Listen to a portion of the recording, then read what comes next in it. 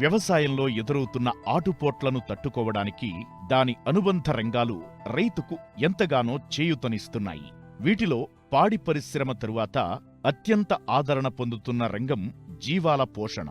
ఒకప్పుడు కులవృత్తిగా ఉన్న వీటి పెంపకం నేడు మాంసానికి పెరుగుతున్న డిమాండ్తో వాణిజ్య రూపును సంతరించుకుంది.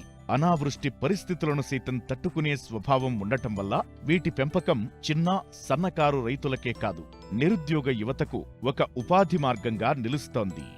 కృషితో నాస్తి దుర్భిక్షం అనడానికి చక్కటి ఉదాహరణ జీవాల పోషణ. కొత్తగా జీవాల పెంపకం ప్రారంభించాలనుకునేవారు ముందుగా వారి ప్రాంతాలలో వేటి మాంసానికి డిమాండ్ ఉందో ఒక అవగాహనకు రావాలి. అటవీ ప్రాంతాలు, బంజరు భూములు ఎక్కువగా ఉన్న ప్రదేశాల్లో మేకల పెంపకం మంచిది. అదే పశుగ్రాసాలు పెంచుకోవడానికి అనువైన స్థలావకాశం. సమృద్ధిగా నీరు ఉన్న ప్రాంతాల్లో గొర్రెల పోషణ లాభదాయకంగా ఉంటుంది. మేకలు తక్కువ కాలంలో ఎక్కువ సంతతిని వృద్ధి చేయగలవు.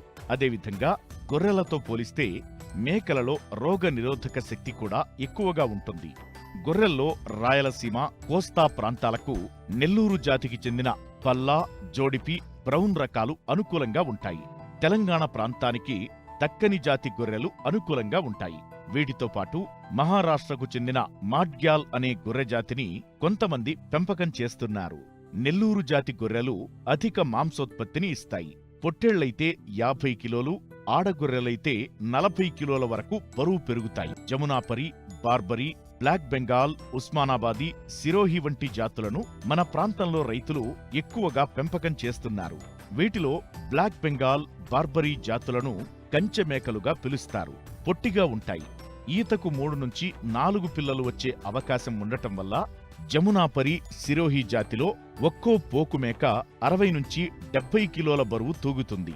ఆడమేకలు 40 నుంచి 50 కిలోల బరువుతో అధిక పాల దిగుబడి సామర్థ్యం కలిగి ఉంటాయి. వీటితో పాటు స్థానికంగా అభివృద్ధి చెంది వివిధ రంగుల్లో లభ్యమయ్యే మహబూబ్ నగర్ జాతి మేకలను కూడా పెంపకానికి ఎంచుకోవచ్చు. వీటి బరువు 50 నుంచి 70 కిలోల వరకు ఉంటుంది. వ్యాధి నిరోధక శక్తి ఎక్కువ.